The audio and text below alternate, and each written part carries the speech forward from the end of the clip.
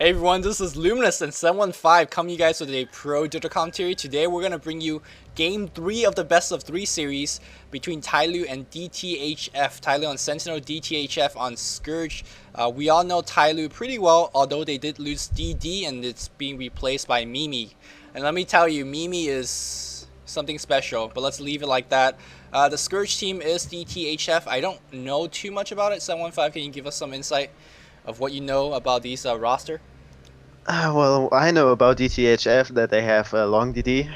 Well, he has been the latest addition to their roster, and he's famous. He's pretty well known in the Chinese scene. But they also have good players like 1037 and Sippo, who are from City Hunters. Back then, City Hunters, great team, Long always ago. cool to watch. Yeah. And Nokia and Pi are actually two well-known players as well. I couldn't name any teams. I think they've been playing in Iran, China for a while in between, but I'm not too sure actually where they have been recently. But well, now they're playing for DtHf. Yep, this is game 3 by the way. I did not watch game 2. We failed cast game 1. I didn't watch game 1. We failed cast game 2, which means we cast it, it was shit, and we're not uploading it. So what happened in game 2 is DtHf actually allowed Tyloo to get Invoker, which is quite surprising because Invoker is one of the best heroes in the game. But the impact was huge for Invoker, but still lost the game. So let's see if Invoker is going to be banned. Looks like not. Well, DtHf seems like they don't really care about Invoker. Tyloo knows that they have first pick in this case, so there's no reason to ban the best hero in the game, trying to go get it themselves. So DtHf right now is looking at the third ban. Invoker, of course, is choice now to get banned Lycanthrope. Invoker is going to be the for sure pick and the first pick. So we don't usually, we can't usually talk about this because he's always banned. But why is Invoker the most broken hero in the game? 715. He's a kind of broken hero because his Tornado and EMP combo makes it just so incredible hard to push against him. And yeah, I mean, you're walking up to the tower, and then Invoker comes, drops the Tornado, drops the EMP. You will have a hard time dodging it because the Tornado will keep you in the air. And after that, you'll get like 300 to 400 mana drained, even in the early stages of the game, which means that there's an entire mana pool for heroes like ES, for heroes like Venge. So huge trouble pushing against that hero. Also, he's great flexibility, like he can drop an ice wall, stopping melee heroes. He can get the summons, dealing a lot of damage. He can get cold snap on some heroes, totally shutting them down when they don't have a BKB. So he's just such a versatile hero. He even has global presence with Sunstrike. You can basically, he will dominate the lane as well with an Exort build, or you can just choose to go safe for the quest build. So a lot of things you can do with Invoker, and that makes the hero so threatening. Yeah, and not only that, his item choices generally make him a very, very quick hero. I think a lot of pro players like to go a Wex heavy build, and as you know, Wex give him extra MS, I believe. And also, if you combine that with Phase Boost, Django, or Force Staff, you are moving across the map like a ghost. Fast as it, well, does Ghost move quickly? I believe they do, right? Especially with conjunction of a TP scroll. He's basically as global as a Tinker gets, probably even better because or maybe even a Furion, because he TPs in the lane, he Phase Boot, Force Staff, Jank, whatever. He just walks in with a huge range of tornadoes, so he could counter gank like no one's business as well. So 715 talked about the versatility. His playstyle is aggressive, can be defensive as well, especially the EMP tornado between pushes. And I don't know how, like, right off the bat, like, if you give Invoker to the enemy team, you, in my opinion, are picking in a disadvantage. Because whatever you do, he has some answer to it, at least some answer to it, to what you're trying to do. What is Scourge trying to do right now? They do have a Lich and Venge. I don't, like, you can't really judge what they're picking right now, but they are taking a little bit of time against this Broodmother.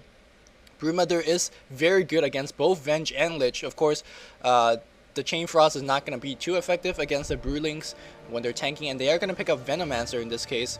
What do you feel about the, I guess, the team fight potential of the Scourge and the direction they're picking in right now?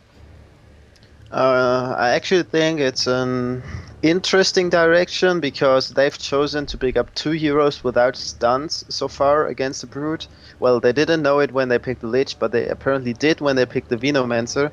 So I feel like if you're playing against Brood, you should usually try to pick up stuns because that's what makes it really difficult for the hero. Slow will will not matter that much because the brute can simply walk up to you in the net and will have enough movement speed, and the spiderlings actually will be pretty quick as well, and it's always hard to defend yourself against the spiderlings as a support if you don't have the proper stuff to deal with it. Like Elena could defend herself a lot better against spiderlings than a lich, for example. Yeah, they do have the frost armor, which is gonna slow the broodlings or the No, spider. No, no, not gonna be doesn't enough. really help. In my experience, it's not really enough. I'll take your word for it because you are the broodmother player for DCCom, our professional team. So whatever you say, I believe. And actually, I do agree with the fact that they don't have enough stun, not just for the brood, but also for the windrunner. Of course, windrunner does not give you max speed; it gives you a 50% increase. So slow is effective against windrunner, the spell. But still, you want to have as many stuns as possible. And so far, they don't have enough. They do get rid of both Enigma and Shaker, which are big AoE teamfight heroes and big AoE stunners as well. So they maybe not looking for a team fight, or because they realize they have already pretty okay team fight potential, they don't want the enemy team to compete with that. I think I think their idea is to overcome the enemy in terms of team fight right now. We see that since there are 3 solos, and while Broodmother isn't really a team fight hero, can do a lot with BKB, but not always. Like she can do a lot if she gets it quick enough, if she gets well into the fights, if she has some webs around. But Windrunner, not the best teamfight hero as well. You know, Sentinel has high impact heroes, but they don't have really that AoE clash, and they're picking up the Tidehunter right now, seeing that they really want to go for some teamfight, and that's actually a good choice. Tidehunter, really good hero, the new Anchor Smash, very strong skill, dealing 225 physical damage on the highest level, which is a lot in combination with the minus armor from Gush. So yeah, Tide a good choice here. I actually think Sentinels got the 2 best teamfight hero in the game. Because Invoker, we all know, we spent 2 minutes talking about him. And Tidehunter, I mean, he's a walking, your entire map, entire screen machine. I think with this combination, if you set up a nice ghost wall, ice wall, with EMP Tornado underneath, and lobbing whatever spells, I think they actually have a very good chance. And also, it's gonna be hard to initiate into this team. Of course, you can't clump up too much in fear of that EMP Tornado, but if you all rush in, you're gonna eat a Tyloo as well. So right now, they do have a Venge swap to kind of go high ground with this, but it's not looking really well. Yeah, actually, but there's one thing that keeps me confident about the Scourge lineup so far, and that is they have different kinds of teamfight heroes. Like the Sentinel has mostly, they have kind of crowd control heroes, like they use Tornado to keep the enemy heroes from doing something for a few seconds. They have the Tide ult to stun them. They have the EMP to keep the mana pool low. So they have more abilities to control the team fight, while the Scourge actually has raw damage, which can pay really off. So Sentinel will need items actually to kill the Scourge heroes, especially if they get a bit tanky by farming in the jungle maybe.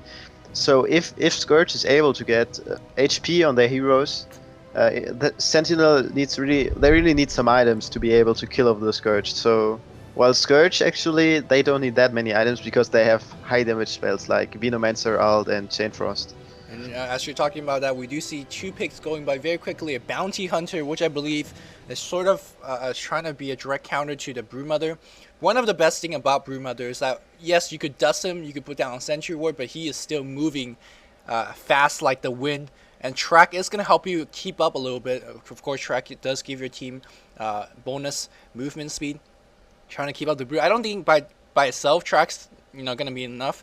But in conjunction with that Venomous Gale, or maybe a Luke from Niche, or maybe a Janata hit, they will be able to pick up. Enchantress being picked up, that is going to free up the center or lane because they do need so much EXP. If you look at Invoker, Windrunner, Broodmother, all of them requires you want them to get the solo lanes, and we might see a little bit of dual jungle between Enchantress or the Tidehunter, or we might see the Tidehunter kind of just hanging out the Windrunner a little bit. So we see Darkseid and Ganda. I want to pause this at the 9:35, just kind of talk about these 2 last heroes because we don't usually see it that often, but these 2 heroes are counter, or try to be counter, against the Broodmother. So 715, can you explain to us how they counter, whether it's going to be effective or not, and such? Well, actually, I think the tactic is double teeth phase. I mean, look at Gondar and Dax here. That's obvious. Alright, okay. Like, oh, they have those That's troll true. faces. That is true, man. Okay. They just gonna bite their arms or so. I don't know. Maybe eat the spider. No idea. That is the Okay. most important reason. Reason number 2 is Yeah, reason number 2 is, well, Dax here is actually, I think he's a direct counter to the Brute here. He goes pretty well with the Chain Frost and the Venomancer ult, so he's another teamfight hero. The wall with Aghanim's actually is insane. Since the Aghanim's does affect Darkseer's ultimate, you can actually create illusions of your own heroes as well. And that makes it just so incredible strong. So it's actually a really good tool for pushing. It can really help a lot. It can also be used to defend very nicely. So yeah, it's another teamfight hero, and he's a good counter to the Brood. Well, Darkseer is one of the lanes the Brood will really have problems against. And well, the Gondar, I am actually not sure if he's just meant as a counter pick to the Brood, as you said. I think he's overall a good pick here, because he's also very good in against Invoker, and I think it just indicates that Scourge wants to play an aggressive early game, and the track is just so good, because it will give the whole team, especially the supports that participate in killing, it will give the whole team so much gold. So actually I think the Gondar is not a counter pick. I think they knew right from the beginning we are going to play an aggressive gang strat involving Gondar, and I think the Darkseer pick is more of their last utility pick kinda, which is really helpful here, since you can search targets as well and they can just run away from the Brood. So you have Iron Shell to kill the Spiderlings, keep down the Brood in lane. So obviously a very good hero against the Brood. Yep, we'll have to see how it plays out. Let's unpause in 3, 2, 1, unpause. And as we see that Scourge guys or both teams getting in the lane, I just want to talk about how both teams are very good at fights near Roshan. Of course, nowadays, you know, fights at Roshan basically decide the game actually. If you win a team fight, you get the free Aegis, and that's a huge deal. Of course, the Scourge team, if we're looking at Chain Frost, we're looking at Venom Wards for sight. The wall of illusion from the Darkseer could basically section off a huge area in that very narrow choke in between the rune spot and the river from Sentinel and Scourge. So that is a huge positional spell as well. And in between these spells, I feel that Scourge will have a very good advantage in terms of taking the Roche, and they are Scourge, so they should have a very easy opportunity to do so. Sentinel, on the other hand, they don't have as much. Of course, they do have the EMP Tornado, which can come from a very far range. They do have the Ty ult, but a lot of it don't give them a free entrance. Yeah, if you hit the EMP Tornado, you could have your Ty walk in, but it's not really a for sure kind of thing.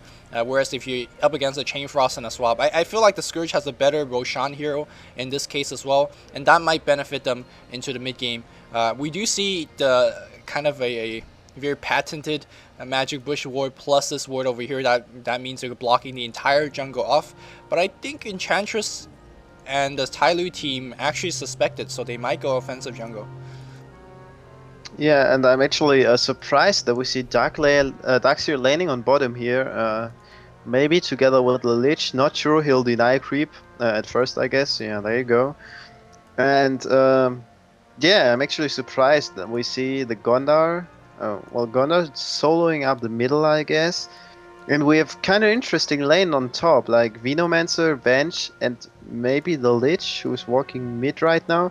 So it seems like they will have a kind of farming Venomancer here, or maybe they'll have both. We'll just try both supports to get farmed. No, I do not sure about that. Yeah, I do like the fact that they are running dual lane mid with Lich. I'm not too sure whether you agree with completely, but I think Lich is probably one of the best babysitters, especially in the mid lane. He's not going to do too much in terms of providing the harass, but what he is going to allow you to do is, of course, deny the creeps, nuke the Windrunner whenever possible, but more importantly, get those runes, because a lot of times you don't want to pull a support out of the lane if they're not ganking to just grab the runes, and having a support in the mid lane could do that. It's very helpful. You can see that this Lich, despite being a range hero, can't really do too much against the Windrunner. Windrunner is still getting the farm in. Gondar is like, you know what, I'm having some trouble staying in lane. But slowly, I'm going to see the Skandar creep ahead in terms of EXP. A huge dive going on the top lane here. We do see a goal being taken over, and they are going for the Venomancer. A Furball being taken over as well, and now we see the Venomancer in trouble. He does Gale the creeps, so he is very slowing down. He's trying to move it out. He's 300 HP. Ty comes in. He does have a Gush, I think. He gushes on cooldown. He does use it right now, and Venomancer is going to go down. Who's going to get the last hit? Finally, How gets the last hit. I believe that is the Broodmother. So right off the bat, they could even push into it as well, and I think they're going to be doing just that. Broodmother is looking for level 3, so he could get a Spiderling level 2. Meanwhile, in the mid lane here, still a lot more harass going on, but no kills just yet. Yeah, and actually down lane, I'm very interesting to see, and we see actually Darkseer TPing top now. That's what I expected, because he won't stand a good chance against Invoker. He would have gotten some farm, but they obviously need the Darkseer top to stop all that pushing from the Brood with the support of Tidehunter and Enchantress. So Venomancer going down now, going to solo out the hot lane against Invoker. He's 2 level in disadvantage, but I still think it's an okay choice, because Venomancer can actually solo against most heroes, even on the long lane, if it's 1v1. So I don't see that much of a problem for him there. He'll be able to get some XP, to get some gold. The wards will help him, and on mid we see Windrunner and Lich fighting a lot. I actually think Lich might be not... Oh, Lich almost going down to the power shot. Very close.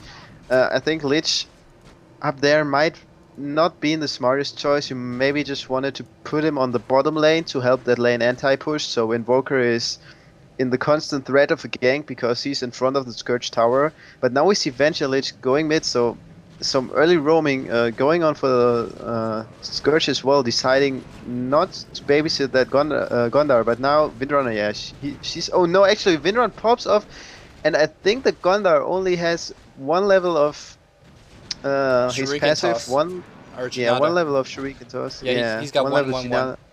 Yep, yeah, that is a real problem here. And I don't know, in that lane I would have probably not skilled Invis at first. No, I think he got it right at level 1. I'm not too sure why that was. He literally just walked up to Windrunner and be like, hey, yo, take 30 damage. I'm not too sure that was the best choice. As we see now, the Darkseer in trouble at top lane. He used a Surge, but gets Stomp. Perfect patience to get that Stomp off, but unfortunately not enough DPS to pull him out. He does get the Self. Can it get cancelled, though? That's the question. No, he's not. He's going to be fine right now, because that Broodmother is just dominating the lane. Sure, he's not in the lane getting XP, but his Broodling is still getting the farm, and that's the thing. Meanwhile, looking at bot lane here, Venge forced to go down to bot lane to help out a little bit. 4-1 is the CS on that Venomancer, but 11-4 on that Invoker. Invoker is going to have very decent farm. He's going to go into the phase boot first, which is going to allow that aggressive playing style from afar. And then, whatever he needs, he could go Force Staff, he could go into Django, whatever the team requires, Invoker can provide it to you. Yeah, and I think Darkseer has Surge level 2 right now, which is a smart choice, because he knows the Enchantress and the Tide are in the jungle, so he'll get ganked a lot, and they don't have heavy stuns, they only have slow, so it's very clever to pick up Surge level 2. Holy shit.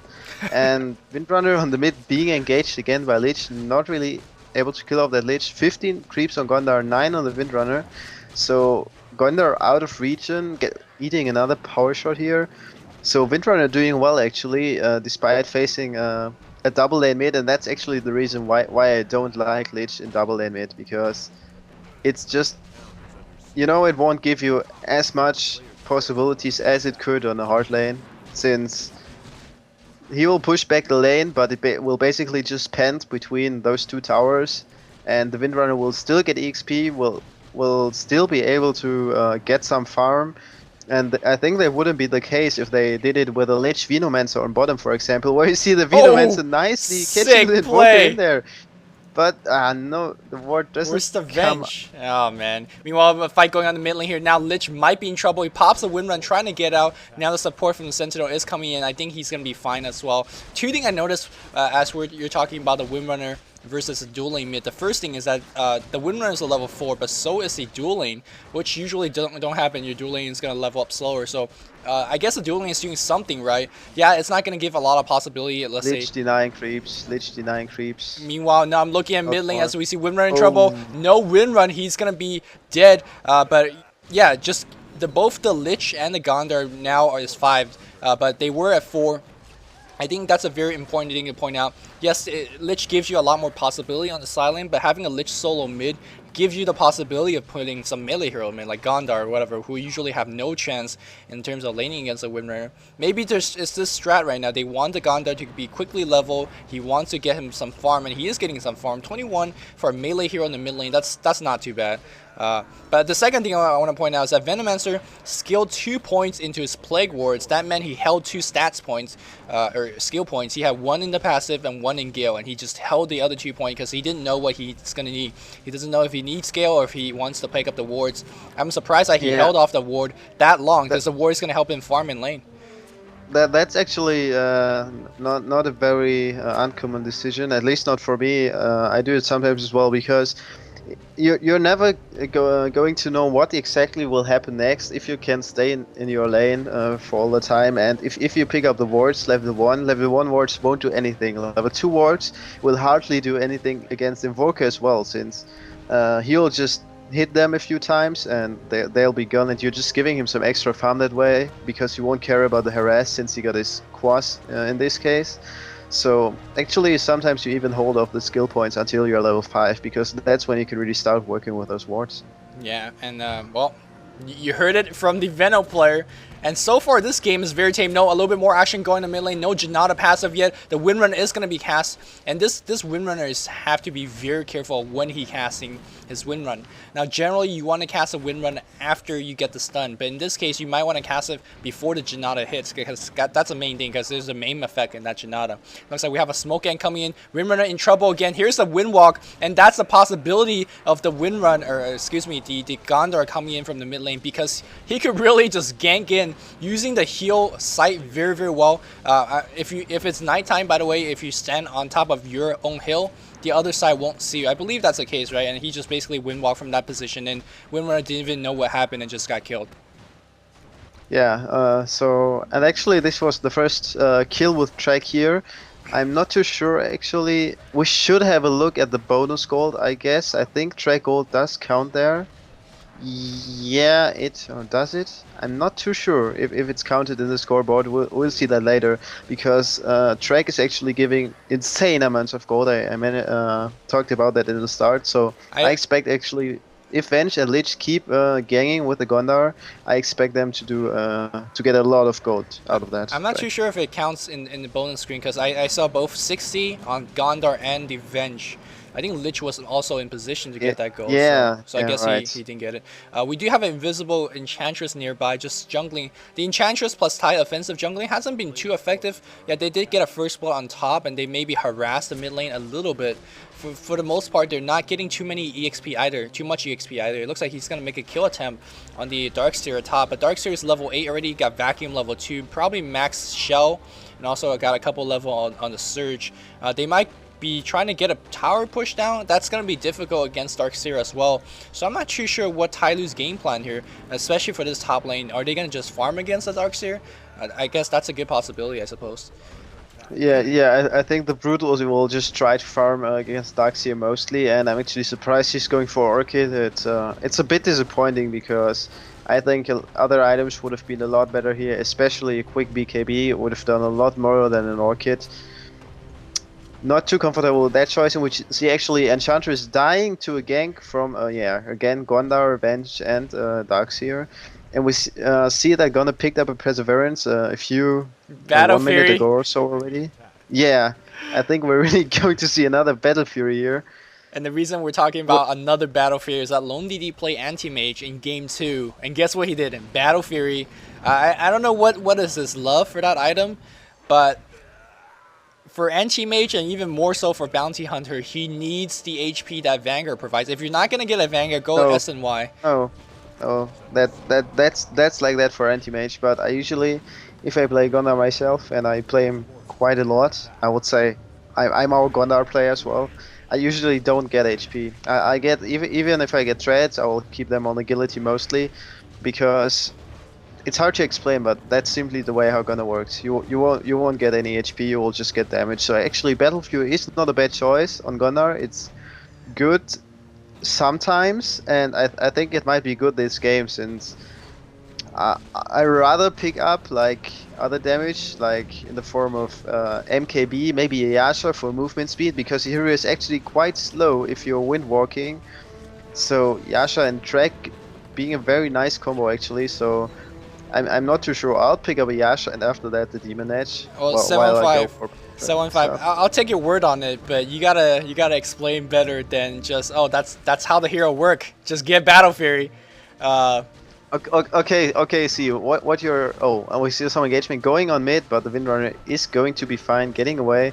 Has a full bottle, will stay in the lane for long. Titan the level 5 coming in, won't do anything there, I guess. Nice Chafers being dropped, actually bouncing twice, but Titan is going to survive. No track on him, so Gondar won't be able to deliver a toss there. And yeah, look, what you're going to do with Gondar in those fights is you're going to look for weak heroes, and then you'll strike once or twice, or you will even kill them. Like, you will always try to look for the supports. You're not going into some... You're like going in, hitting a few times, getting off your crits, maybe a toss, and then one target should be dead. If it isn't, then you'll just wind walk away and get out again. So you won't stay in the fight like an anti-mage does and just do like permanent right clicking. You will just right click when your crit is ready or when you have had your wind walk on it, or you can finish off somebody. So yeah, it's actually it's not that kind of right click hero that anti-mage is. So you're saying that no need for Venga there. The item choice fits his playstyle, which is, you know, not really tanking everything as he goes along, which makes sense. Yeah. As we see Ty coming around for a gank, can he get a kill? There's a gush. Where's a Bruling?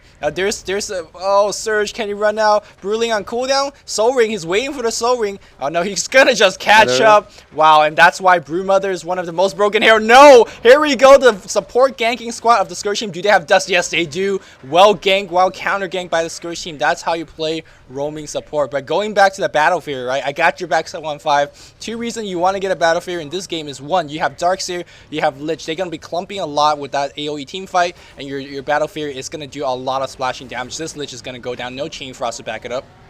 And this Venge trying to run out, he's going to just TP out. They might even forfeit this tower if a Sentinel decide to go for it. Secondly is your Janata crits based off your damage. Well, I guess all crits based off your damage. And the more damage you do, the heavier crit you got. And for Battle Fury, for 400 or 4,600 gold, that's probably one of the best items you could get for just raw damage. And that's going to help Janata hugely. Yeah, right. Actually, dislike Vanguard exactly for that reason, because your crits will be by far too weak to do anything. If you go for Vanguard first, you would really need to be insanely farmed. And I would like to point out, actually, you can just crit those spiderlings to death in 2 hits with a Battle Fury, so they cleave very good there. And now against top spiders. lane trying to get this Darkseer is just getting hated on. He's one nuke away. This Brewmother is walking so fast. There's a Surge, one more hit, but wow, double nuke from that Impetus and a power shot. Mimi is actually like really on top of his power shot. His other game with Dazzle was not nearly as impressive, but so far playing really well. Meanwhile, Pi getting a kill on a Woke on the bot lane. That is the Invoker.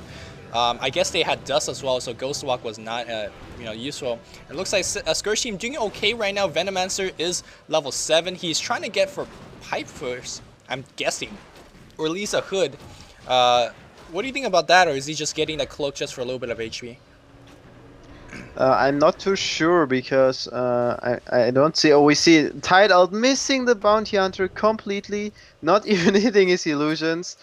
Poor play coming there out of Kabu, and I think that Pipe on Venomancer is not a bad choice. I'm not too sure if he's getting a Pipe or if he maybe wants to pick up a Mechasm, since Darkseer doesn't seem to be going for Mecha. The Lich, I'm not too sure. Did he hold a headdress? No, he's got nothing but a Basilius, yeah.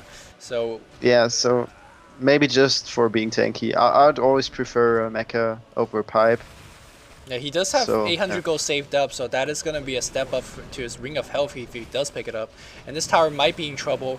There's 2 supports waiting in the jungle. Chain Frost is up for the Lich, so whoever is coming is going to have a rude awakening. The only thing that Sentinel got going for them is that these 2 support does not have a Dust right now, so Invoker, if he's got Ghost Walk invoked, he's going to be okay. Let's see if the Sentinel is going to get ganked upon. This tower might get denied though. Here we go, EMP Tornado against the Venomancer, and now he is in trouble. Denied! And the Creep's doing an awesome job. Wow. Doing awesome job, just spotting the Lich and the Venge, blocking the Venge in the jungle, so Invoker is able to walk into the jungle and TP out.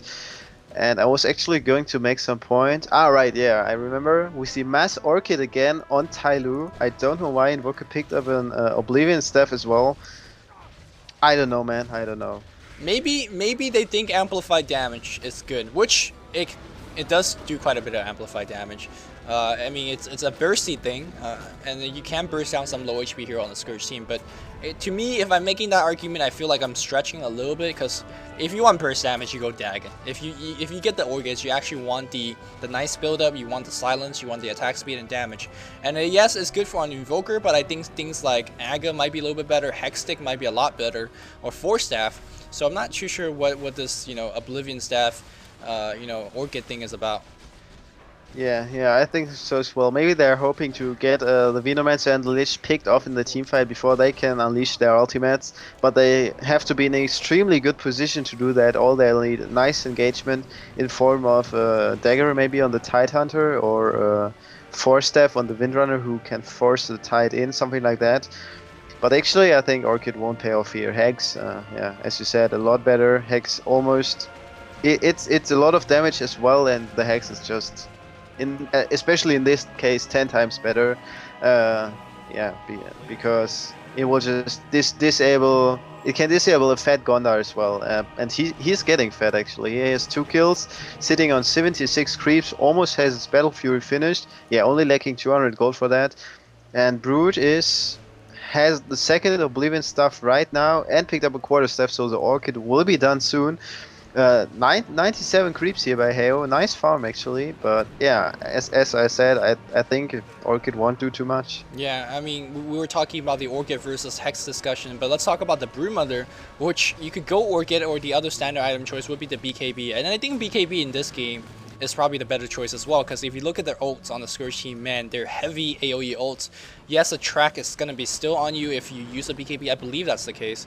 Or maybe they could still track you if you're in the BKB. It will remove the track and you can retract. Okay. You get retracked again. But the thing is, you still want the damn magic immunity, because they just have so much magical based spells on the Scourge team. Yeah, and actually the way how Brood wins team fights is by killing the supports, and they have actually three perfect heroes that are like... Here's the thing, he's not going to kill any support this game. If Surge, if the Darkseer is on top of it, like that's why he's another reason it's a good counter against the Broodmother, because whoever support that Brood is focusing, you just search that dude and he's going to just run, and there's no way the Brood could keep up without wasting, like an hour. So is that why he's not going for the BKB instead of getting the Orchids? Because he knows he's not going to chase anyone anyways. Well, I think actually, I was about to say that there are 3 heroes on the Scourge that are perfect, really perfect for being picked off by the Broodmother, and that is Venomancer, Venge, and Lich, obviously. And I think even though there's a Surge on the Scourge team, a BKB would still... Oh, Windrunner going for the Bounty Hunter, but missing the power shot. Nice dodge there, coming out of long DD. Invoker died before on that bot lane, so he's actually 0-2, I think. Yeah, he is.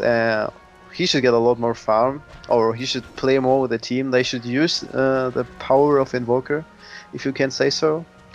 And yeah, I was talking about the Venomancer, the Venge, and the Lich, and they should actually... The Brood should actually be able to go for one, and when he gets Surge, then he can just switch the target, because if he got BKB, he'll be able to move around quickly, because he won't get slowed, he won't get stunned, so... And even if you only force someone to go back, some of the supports, then it's a success, and that's the hero. That's how the hero wins the team fights for his team. Going for the weak heroes, going for the supports, trying to kill them off. Like, I think Broodmother is especially very good against ES. I think in many games, if you play against ES, you see that. It's very efficient to BKB, and oh, we see engagement going on the top. Nice tornado EMP combo. Orchid was on top of the tornado. Oh, what a tight ult there. I felt like there was some kind of waste. Venomancer trying, oh, not hitting anyone with his ult. Turning around, but is scared now.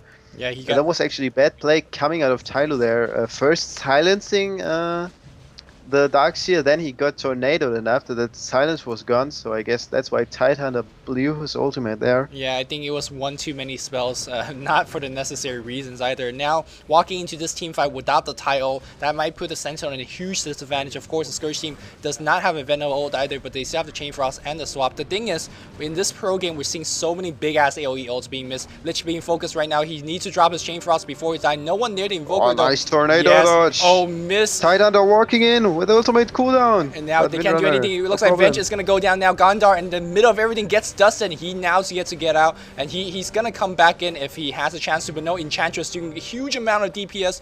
2 more hits is all they need. Tidehunter not enough mana for the gush. And he's going to turn back. Here comes the Darkseer. Is he going to drop a Wall of Illusion? Probably hasn't skilled it yet right now. But now they're going to go for the Windrunner. Where's that track? They need to track him. They need to track him. There's the vacuum. But no, dodges a hit. Should have been tracking. And Tornado still not doing enough. And now, oh, Windrunner still going to make it out. Tracked on the Invoker. Trying to make out. He does have 2 angle. He does have the phase speeds. He's moving very quickly. This fight is a huge cluster F. Ghostwalk being invoked, but not able to get the invisibility through to the track. Meanwhile in Finland, Brewmother doing what he should be doing best. Which reminds me of one game that if there's a huge team fight going on 7-1-5, you should be sending your Spiderlings into the lane and not into jungle. Yo, who carried your ass that game?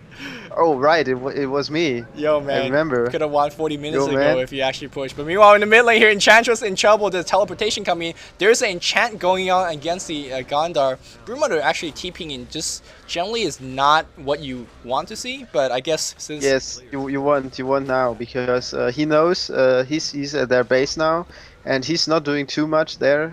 He'll know they'll just defend the base. So and they are still 2 outer towers at both lanes, so he'll just transition to mid lane, trying to push the towers during team fights are going on in other locations, and he'll do the same for bottom. Nice shackle shot there, and silence on Lich, actually very efficient, disabling 2 heroes. Broodmother still getting stunned because of the lack of BKB. Can't pop anything, just going down to oh my Vindrunner gets god into it. A tornado getting up 2 heroes into there. Vindrunner still running away, but she'll go down to the urn. Yeah. Wow, that was the precursor of the team fight the Scourge got. Ice Wall, excuse me, the Wall of Illusion, Vacuum, Chain Frost. Man, that was ugly. Only 2 heroes in it, but you know, whoever, the more they show up, the more the Scourge is gonna kill. And now with those 2 heroes dead, they're gonna get a free mid tower. Sentinel's gonna put up a fight, and let's see how Invoker's gonna EMP Tornado. The entire Scourge team running in like a bunch of linebackers. They don't even care. Invoker forced to turn back, and there's nothing but a free tower for the Scourge team to get. And that, oh no, here we go. We have a Ty here coming in, and he is gonna use it. Oh, and Gnome DD in huge trouble. I'm surprised the Sentinel is still defending so effectively without, I mean, they are down 2 here. You gotta keep in mind that was a 3v fight, 3v5 fight, and they took it out very nicely. Invoker OP shit, man. OP shit plus time, man. He like Asian in math. Like Asian in math. OP stuff, just man. Can't handle. Not allowed. Yep. Can't handle, yeah. And now they're gonna turn around with so the smoking. I'd actually to point out one more thing about the. Oh, we see Darkseer dying probably, I guess. Yeah, nice cold snap there. Hit, dash. Oh, come on! No, nice shackle on the Satyr. Hellcaster. Wow, what a tornado! And EMP being dropped in front of the base. Lich just one. The swap almost, yeah, killing the Lich. Not efficient. Oh, wow. And Scourge is getting picked off here right now, just between their 2 towers. Man, the Scourge. So 3 heroes dead for the Scourge. The Scourge team reminds me of like a pack of possum. If you viewers don't know what possums are, look it up in the dictionary. They are an animal that they follow the leader. If the leader runs down a cliff, all of them just run down a cliff like a straight line, man. And the Scourge team was going in 1 by 1, and they just fed the Sentinel team 3 extra kills that they didn't have to feed. And now this Invoker, suddenly he didn't have the best early game, but he's getting the level, and that's the most important thing. He's level 14 right now, and he's probably got the Wex max. That means huge amount of mana burning through the EMP, and the tornado range is going to be absolutely insane. He doesn't have the best item, but he's working towards it right now. The Scourge team is doing okay. Again, you got to keep in mind they're keeping up with the track bonus gold. Gondar is being absolutely everywhere. He's going for the BKB right now, which I have to say. Can we pause for a second? Let's Can we pause. pause for a second? I am at 3630. Go ahead. Okay. So let's see. I'm at 36, 35, so you might want to catch up. Sure. I want to talk about different things. We see a Broodmother going for Black King Bar right now, has the recipe on his hero. Pushing top at the moment, I feel like that is not going to be so good in terms of the upcoming team fight. We see Venge already being searched by the Darkseer. Gondar also in Windwalk, so Scourge is actually preparing for engagement, knowing the Broodmother is on top and can't really TP because there's no tower to TP at. We see the ultimates being already, except for the Tidehunter ultimate, and Scourge actually knows this, so the mecha is finished on the Venomancer. We see a Hood on the Darkseer, so this teamfight is actually going to be a big thing for the Scourge team. Even though there's the gem on the Windrunner right now, I think it was procased by Enchantress. And there's something else I would like to point out in general, and that is about the picks of the Sentinel. You actually might want to maybe ask yourself, why didn't they pick up Chen for their dual jungle? I mean, look at the Scourge lineup. They have the Lich, they have the Darkseer, they have the Venoman. So that's so much AoE damage. Generally, Chen's so good against those heroes. Why wouldn't you pick up a Chen?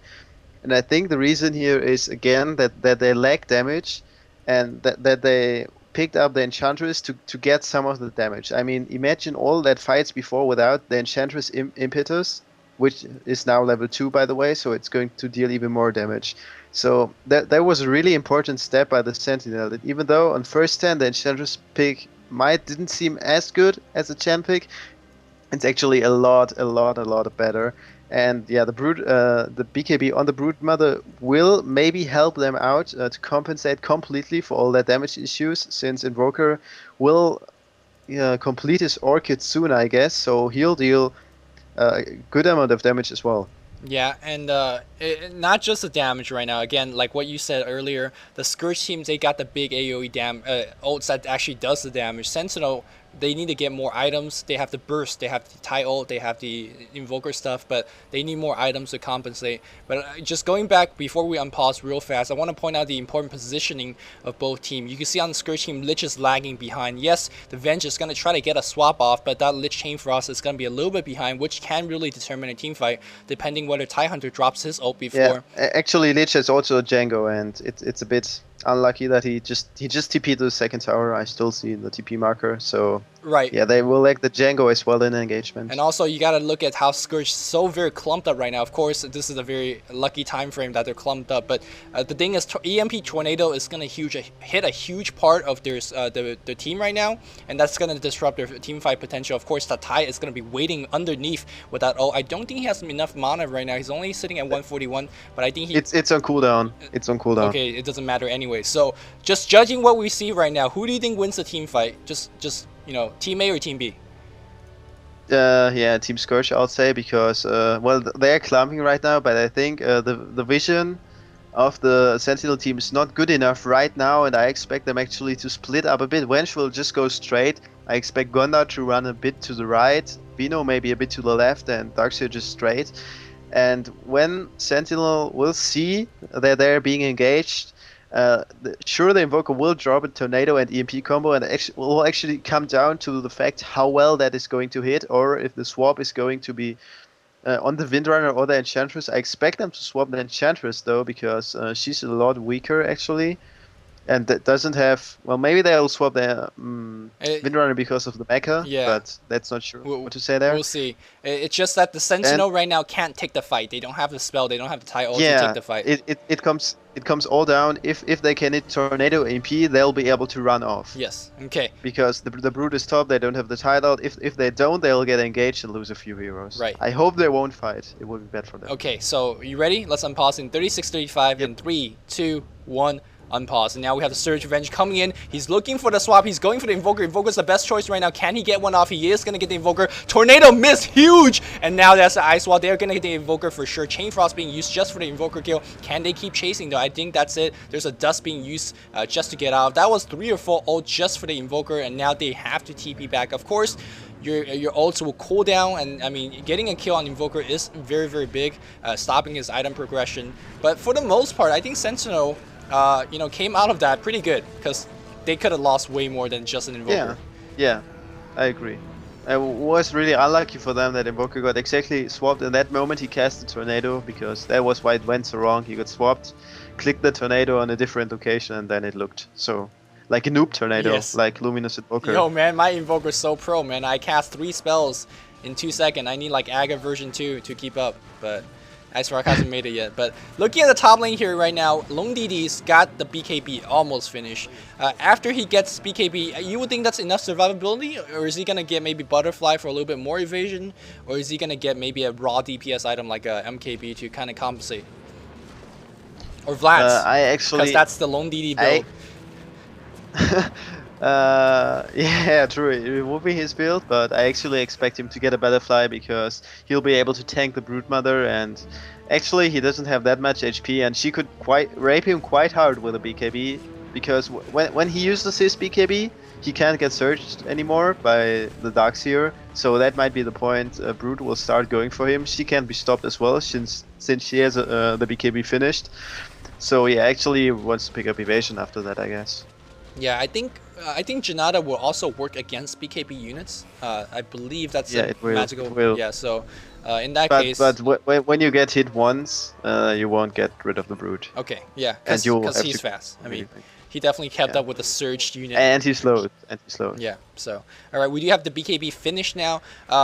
Again, in the past games, we talked about Broodmother as a very momentum hero, very time hero. Like, cause after 40 minutes or so, she's pretty much done. Like, you could get items, you could get, you know, even more items, but the pace that you're getting the item, the enemy team will be able to pick up for you. Yeah. I think we could talk about that game we played today. Well, like we could see pretty well. We were playing against some Russian stack, and I was playing Brood, and I had the highest impact on the game was around minute 40, I think. That's when we finished, right? Right. And that was I had my Butterfly, BKB, MKB, and a Yasha or so, and yeah, that was actually the point.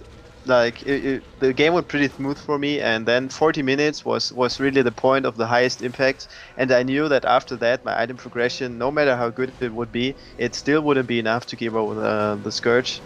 So that's why we finished at that point. And I think that the same thing is going here for Sentinel. They'll try to finish that game when the item progression is best for them, because Gondar can be a serious problem in late game, especially if you don't have like stuff like hexes, and that's what we don't see at the Sentinel right now. Because I don't know if you remember that LGD games with the Gondar, soloing the hard lane, just getting Divine and Manta after 50 minutes and just raping the whole team. And now you see the wall of illusions just being absolutely annoying. The Sentinel is going what you're saying right now. They're trying to finish. They know that their hero don't go as late as a Bounty Hunter, which is a very odd thing to say because Bounty Hunter is such a pup hero. But Sentinel item choices are also very weird. I don't think they're actually rushing the Orchids. They like the bonus that the Oblivion Staff gives you, which to an Intelligence hero, you give some very, very good bonuses. The Invoker got an Oblivion Staff and gone back for a Hood of Defiance, which I think... I seen Dandy go Hood on his Invoker, but I never really understood why. Because I feel like against the Invoker, you just want him dead. Like, you drop every single spell on him, and you want him dead as possible. I don't think oh my god, this Skandar in huge trouble. Wins, boom, going down in the lightning of EMP. So, holy shit. What do you think about this this Hood of Defiance? I'm not too sure what I like that choice. It's good. I like it. I like it because. It's obviously, in this case, it's not only good because of, I mean, as Invoker you want to stay in the fight and drop all your spells, so you don't want to get to low HP so fast, and that's what Hood helps here. There's so much damage, magic-wise, and we see Titan Ult being used for the Venge and for the Venomancer. Venomancer is going to go down against the Brood. Nice Ice Ward drop there, and Darkseer might be in trouble as well, getting silenced, but Brood can't keep up, nowhere there. but this might be Rex for the Sentinel actually. I think definitely that is a Rex. Oh no, here we go. Venomancer comes back with the buyback. No ults right now. There's a dust and a swap on the Invoker. Invoker is gonna get nuked to death right now. But no, whoa, another vacuum plus a wall of illusion. The huge cluster F going against Sentinel. Invoker still running out. Another huge ice wall. That's gonna prevent his further teammate dying. And I think that again, well no, Broodmother comes back in trying to get something done. I think that's a horrible choice by Sentinel. Let's see how it's gonna work out. Oh, a nice shackle shot actually coming out there. Wow, and what a shackle shot. Really nice played by Mimi. And now, yeah, using Windrunner to save the Enchantress by slowing down the Venomancer, working out very well.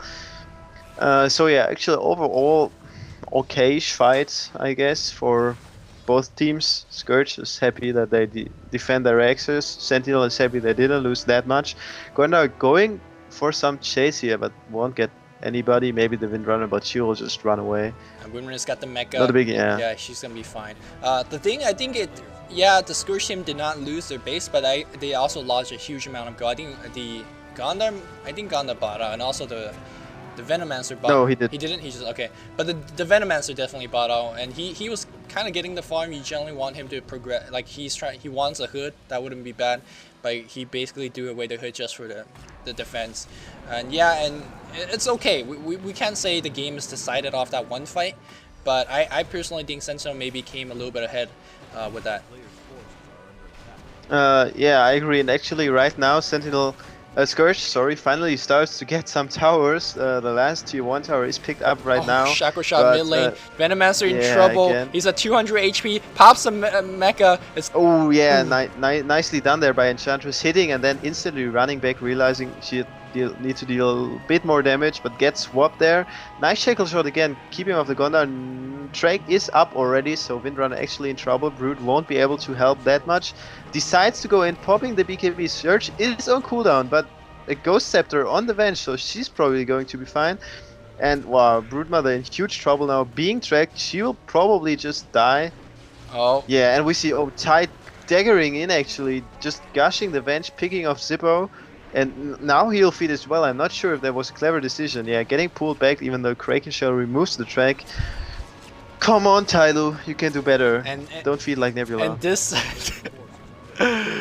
oh, this is just a good reminder of game 2. Yeah, that's classic Nebula feed, just going in when you can't do anything. Yeah, that's... I mean, you explained it a lot better than I would have done. I would have talked about it in 3 hours, but that... Yeah.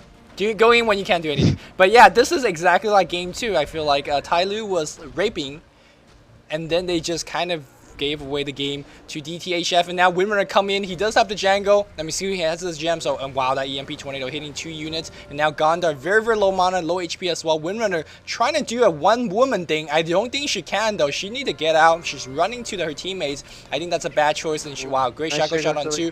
Will the Invoker do anything? Invoker is farming those trolls, man. That is important. And now that ult coming in, and now Invoker drops an ice wall. I'm not too sure what the Invoker was doing earlier. And the Crow might be in trouble as well. Enchantress trying to run out, but between that track and it doesn't slow, the Enchantress is gonna go down. Invoker is still alive. I'm surprised that they're not allowing the Invoker to stay alive. Tidehunter does have the Blinko, and they might be going for it. Invoker is still hanging in the background. They could actually blink in and drop a huge Ravage. Can the Broodmother do enough damage though? There's a silence. Where's the Blinko? Tide? No, he doesn't even blink. There's only against 1 unit. Nice swap, nice pipe there. Tide blinking next to Darkseer. Has another gush. Will he be able to get off in time? No, he won't. Darkseer will survive.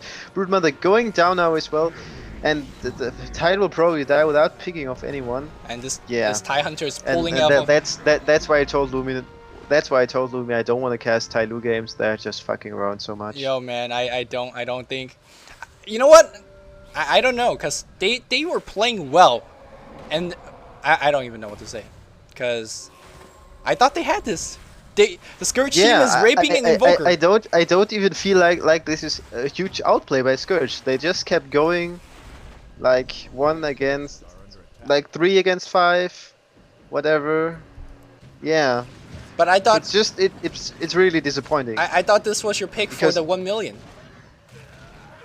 They lost Green DD, so yeah, that's obviously the problem, right? I didn't know that back then. Okay, I see. So are we on the IG boat now? Are we on the IG bandwagon? No, I'm not on the.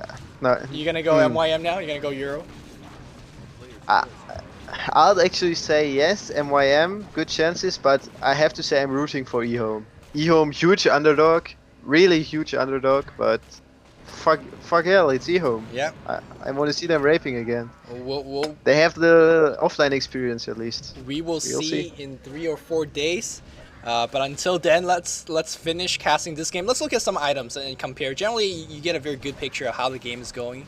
Even though if the kill counts are similar, whoever has the better item generally has the advantage. We see the Broodmother picking up the Yasha. That is going to help her chase a little bit more. Force Staff being picked up on the Windrunner. Pipe finish on the Invoker. This Invoker doesn't feel like a caster because of the items he's getting. Yo, what? Reaver finished on Venomancer. Tanky shit. Holy. What the hell? Yeah. Yeah. I don't. If you're gonna go tank, I don't know where you got that I think quote you from. should go for Ag if you're gonna go tank, because Yeah, I think so as well. That's- It's an interesting choice actually. maybe. Well, I mean, Axe is good if you complete it, but if you want to win the game right now, like nothing gives you more than a plus 25 strength. Maybe that's the reason why. So it looks like they are gonna try to win the game right now. Venomancer basically is gonna just walk in and be like, "Come at me, bro. You're gonna focus me? Can't kill me. Drop all. You're on your whole team." And now this Gondar is fat as heck. He's got the Manta style, which by the way, Manta style do not splash. Oh, we see BKB being popped on Broodmother right now Where? for no reason. Where is he? Come on. Oh, he's intimidating move, misclick, and that misclick might cast him this mid Rex and the game. Yeah, it actually does. And it was a 7 seconds BKB, so it's even one good charge that is gone. Well, whatever seems to work. Scourge TPing back. Yeah, what are the defense, man? Broodmother Pop too BKB, intimidating. and they Big run spider. back. Man, that's I Yeah. should try that next game. Sick. A pro move. Tyloo, Pro man. move. Tyloo secret strat, pop BKB. Yeah, so actually what happens? 5 BKB, enemy team goes to FF. He goes. That's 5 big heroes. That's pretty Can win. expensive to build, man. 5 BKBs for your supports, especially. Yeah, well, that's why they don't do it every game. Oh, okay. Or any game. Yes, or go almost refresh orb on Dazzle, then sell it and get a Ghost Scepter instead. And which, by the way, this Darkseer, I mean, Darkseer usually get tank, and this one is looking like it's unkillable, not because of his item, but because of the fact that Sentinel's got no damage. Like that's why I was a little bit disappointed to see a hood or pipe on that Invoker, because yes, he's gonna survive, but he's not gonna do enough damage. We're gonna see a smoke gang. Are we gonna see some EMP tornado? Yes, there's a Blinken, there's a Ty-O, but no Chain Frost, Ice Wall, absolute everywhere. Where's that Wall of Illusion? Broodmother doing his thing in the middle, but gets vacuum. I don't even see the Brood, but I think the Brood's gonna be dying very quickly. Yes, Brood already dead. You can see the remain of his corpse on the ground, and this is a huge chasing team fight for the Scourge team. That's GG being GG called. call 5-0. Georgie call coming out of the So Tyloo, Scourge. what's wrong? What's wrong 715 with Tyloo? I don't know, hard to tell. Not picking enough damage again, like last time. Said it in the start, they lack damage, they really did. I don't know, man. I felt like that they could have really had this game, but they fucked up so hard that 2 minutes starting with a chase at the bot lane. After that, the fight at Roshan just cost them the game. So another classic outpick? Is that what you want to write this off as? No, actually not a classic outpick, but I feel like Tyloo is always going for strats that require a lot of precision to play those strategies, and they lack that precision at the moment. That's what I feel like. So few mistakes and you're done, and that's what happened here again, just as game 2 that we saw. Okay, and two things I want to point out that might not seem like a big thing, but requires a little bit of thought. The first thing is we cannot underestimate how much bonus gold Track gave to support. If you look at the support on the Scourge, the Venge and the Lich, like they don't have the best stats. Of course, Lich is 7-2, 3-2 on the Venge, but look at their items: Django, Ghost Scepter, and Bracer, and then Urn, Ghost Scepter, and Power Treads. That is some nice nice inventory set, but mostly due to the fact of the track bonus gold. Of course, they've been ganking pretty well as well, but let's leave it at that. The second thing is that this is the second time I've seen DtHf drop their Aegis on the Venge, which, like, it's mind blowing. They did it in game 2 that we cast it. It was a fail cast, and they did this did it in this game as well, and I don't know if they want to keep that aura alive, which can give your team a huge amount of damage. I think it's the safe 4v5 situation they want. And with Avenge you will get a safe 4v5 situation by using swap, just suiciding basically, but still killing a hero with that. Yeah. So I guess that's what they're always looking for. Yeah, and a lot of players write off Venge like, oh, you swap, you stun, you're done. But Venge provides so much more. The aura gives you an insane amount of damage. Terror, you know, also very good. So I mean, I don't know if it's the best choice to drop the Aegis on the Venge, but no one else is dying, right? So might as well give it to the Venge. But I don't, until I've fully understood what they're trying to do, I won't recommend it to, you know, I guess your pub smashes or whatever. So anything else, 715? I think we covered this game fairly okay. Yeah, I think so as well. Yeah, I think I'm done. Okay, so give us feedback on the commentary, especially through that one huge ass palace in the middle. Let us know what do you think of that. Hope you guys enjoyed the commentary. Until next time, as always, 715 and Luminous signing out. See you guys.